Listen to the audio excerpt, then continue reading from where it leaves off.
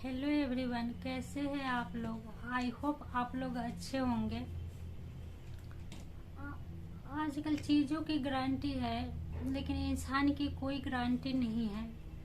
पता नहीं कब क्या हो जाए, कुछ समझ नहीं आता। कल हमारे पास कुछ ऐसी घटना हुई जिसे सुनकर मेरा मन इतना परेशान हो गया। जब वो लोग रो रहे थे, बातें कर रहे थे, तो मुझे अपने सारे दिन याद आने लग गई। वही सारी चीज़ हमारे दिमाग में चलने लग गई कि हमने भी कैसे झेले क्या है, अभी तक तो भूले भी नहीं है ये सारी चीज़ें। तो वो सारी चीज़ें याद आने लग गई मुझे भी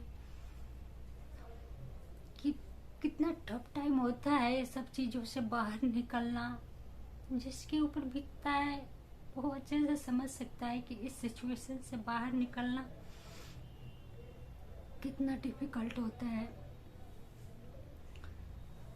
ये सब सुनकर सच में बहुत मुझे बुरा लगा, मैं बहुत रोई। और मैं वीडियो भी कल नहीं बनाई थी क्योंकि मैं शॉर्ट वीडियो ही डाली थी और मैं बहुत परेशान थी। फिर वही मैंने अपनी चीज़ें जो मेरे ऊपर बीती वो याद आने लगी कि 2000 मतलब कि 14 तारीख को इनको ऐसे हुआ था और 13 तारीख की बात है। 13 तारीख को रात में से ना ये पूरी तरह से बेहोश हो गए थे, सिर्फ धड़कन चल रही थी लेकिन ये बोल नहीं पा रहे थे। ये बेहोश थे, बिल्कुल लेटे हुए, सांसें चल रही थी सिर्फ इनके। 14 तारीख को सुबह मैं इनके पास गई और इनके हाथ पकड़ के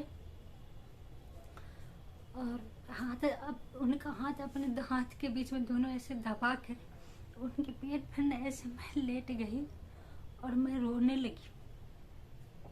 और मतलब कि मैं कुछ कुछ बोल रही थी कि आप ठीक हो जाएंगे, उठे ना, आप आंख खोलिए ना। ये सारी चीजें मैं बोल रही थी। तो मतलब कि ये पूरे पता नहीं ऐसे क्या हुआ, इन्होंने जब मैं ऐसे इनको हाथ में दबाई थी तो इन्हें ना ऐसे अंगुली करके ना ऐसे हाथ पकड़ ले। मुझे महसूस हुआ कि मुझे पकड़ ली यहाँ से।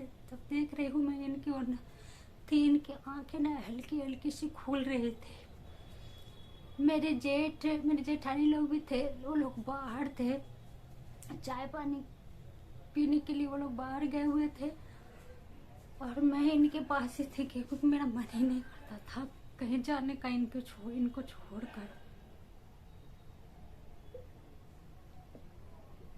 मैं बैठी ही थी इनके पास। फिर ऐसे भी आईसीयू रूम में मतलब कि एक से ज्यादा लोग को एक साथ जाने भी नहीं देते थे, लेकिन मैं बोलती थी कि नहीं, मैं ही रहूंगी यहाँ पे इनके पास, मुझे ही रहने दीजिए आप लोग, मैं ही रहूंगी यहाँ पे। मैं ही रहती थी अधिकतर इनके पास। तो ये ना थोड़ा थोड़ा सा ना आंखें खोलने लग गए। आंखें इनकी ना बंद थी, हल्की हल्की सी इनकी आंखें ना खुलने लग गई। तो मैं इससे और बोलने लग गई, इससे मैं भूलने लगी कि होली में हम लोग नहीं गए हैं घर, ना बाबू अकेला है, ना हम थे ना आप थे। ये सारी चीजें मैं इनको बोल रही थी ताकि ये कुछ बोले, कुछ कहे। मैं बोले जा रही थी इनसे। और मैं भी ये बोल रही थी क्योंकि उस टाइम में मार्च में पेपर था फाइनल अंश का। मैं इसे बोल रही थी कि अंश का पीटीएम है, हम आप ठीक हो जाइए, हम पीटीएम अटेंड करेंगे अंश का। मैं अकेले नहीं जाऊंगी पीटीएम में, हमेशा आपके साथ ही जाती हूँ ना, आप चलेंगे तो मैं भी चलूंगी आपके साथ, प्लीज ठीक हो जाइए ना अंश, हम लोगों का वेट कर रहा है घर पे।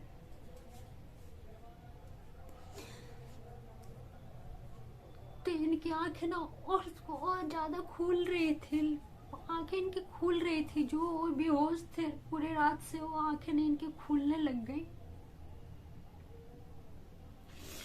सॉरी प्लीज, कोई अगर ये वीडियो देख कर इमोशनल हो जाएगा तो प्लीज सॉरी मेरे ओर से।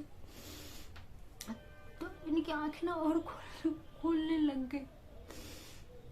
और तो फिर मैंने डॉक्टर बोला, मैं इनको वहीं पो करके मैं डॉक्टर को बुलाने लगी कि सर देखिए ना ये क्या हो गया, इनको आंखें खोल रहे हैं, अच्छे हो रहे हैं।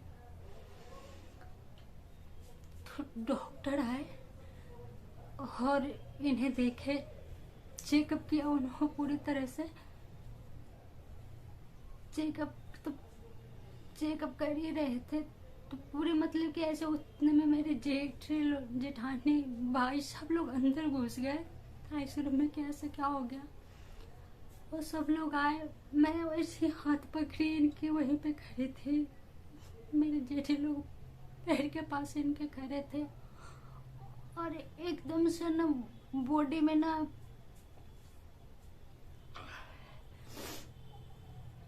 एकदम से पूरी तरह से ऐसा लगा कि बिल्कुल ठीक हो गए। आंखें इनकी खुल गई और पूरा ना बॉडी में ना एक झंझनाहट सी नहीं होती कि जैसे एक बैग में उठ के बैठ जाएगा, ऐसे हुआ इन्हें। और इनकी आंखें खुली और फिर आंख बंद हो गई। डॉक्टर वहीं पे खड़े थे, इनकी आंखें बंद हो गई। मैं रो रही थी, मैं डॉक्टर से बोल रही थी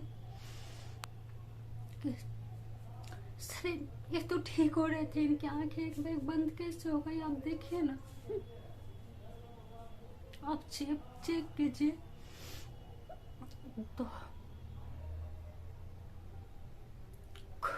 डॉक्टर के आंखों में ना आंसू भरे हुए थे। उन्होंने मेरे सर पे हाथ रखा और बोला कि बेटा अपना ख्याल रखो। वहां से निकल गए। मुझे नहीं पता था कि शायद ये आंखें आखिरी बार खोल रही है, वो हमेशा के लिए बंद हो जाएगी। और 10 बजे तक सब कुछ खत्म हो गया था।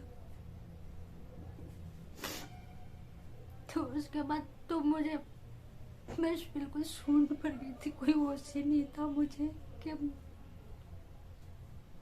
क्या हो रहा है।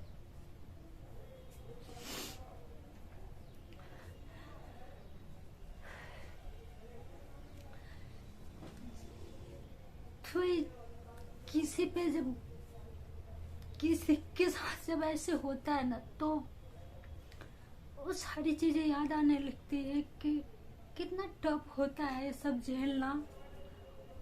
और अभी ऐसे हुआ है और किसी के साथ सुनकर बहुत बुरा लगता है। उनके भी छोटे छोटे बच्चे थे। ये सब चीज से निकलना बहुत मुश्किल होता है, लेकिन हाँ बच्चों के लिए तो जीना ही पड़ता है। लेकिन बहुत मुश्किल होता है ये सब कुछ भुलाना, बहुत मुश्किल। काश भगवान ने एक मतलब कि डिलीट बटन भी दिए होते दिमाग में कि हम सभी मेमोरी को डिलीट कर देते कि कुछ याद ही नहीं रहता। वो देना चाहिए भगवान को कि सारी मेमोरी डिलीट हो जाए।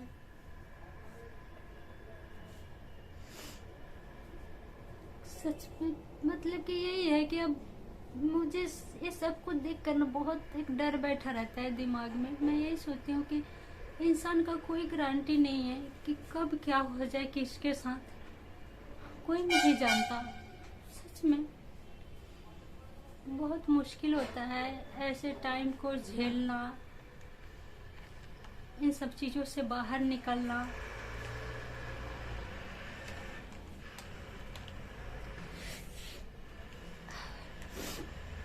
सो सॉरी यार, सो सॉरी। आंसू निकल आते हैं। मैं नहीं चाहती हूँ कि मैं यूट्यूब पे आंसू निकालूं, लेकिन ऐसी ऐसी चीजें होती है ना, वो बुरी तरह से दिल को तोड़ देती है अंदर से और अपनी सारी चीजें याद आ जाती है। मैं सबसे ज्यादा परेशान थी कि मैं अपने लड़के को क्या बोलूंगी। वो वेट कर रहा है घर पे, बोलता था मम्मी आप पापा के लेकर कब आओगे, मम्मी पापा के लेकर कब आओगे। मैं वही सोचती थी कि मैं उससे क्या बोलूंगी कि मैं पापा को लेकर कब आऊंगी, कैसे बताऊंगी उसे कि तुम्हारे पापा अब नहीं रहे।